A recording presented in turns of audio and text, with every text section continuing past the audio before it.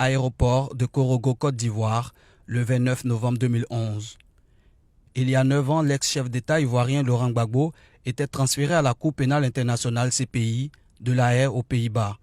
Détenu depuis avril 2011, date du bombardement de sa résidence d'Abidjan-Cocody, Laurent Gbagbo allait à présent faire face à la justice internationale. Les autorités ivoiriennes avaient à cette époque jugé les juridictions locales incompétentes pour traduire l'ex-dirigeant en justice. Et il a fallu attendre 5 longues années avant de voir s'ouvrir le procès de Laurent Gbagbo et Charles Blé Goudé, qu'il avait rejoint quelques années après à la Cour pénale internationale. C'est donc le 28 janvier 2016 que débute le procès des co-accusés. Pendant 2 ans, des témoins vont se succéder à la barre. La procureure Fatou Bensouda tentera de démontrer la thèse de l'accusation de crimes contre l'humanité.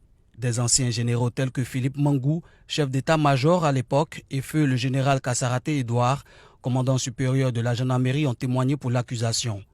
Après 2 ans de procès, plus de 80 témoins à charge et des audiences par intermittence, Laurent Gbagbo et Charles Blé Goudé sont acquittés par la CPI le 15 janvier 2019.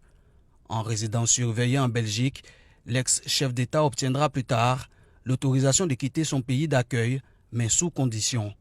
Dès cet instant débute un autre feuilleton dans l'affaire Laurent Gbagbo et Charles Blé Goudé devant la CPI.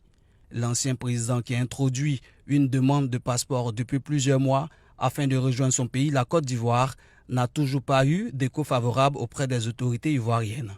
Pendant que celles-ci estiment que la délivrance du précieux sésame suit son cours, le camp Gbagbo brandit plutôt une mauvaise foi du président Alassane Ouattara qui souhaite coûte que coûte empêcher le retour de son adversaire d'hier. Un passeport qui pourrait donc ramener Laurent Gbagbo sur la scène politique ivoirienne.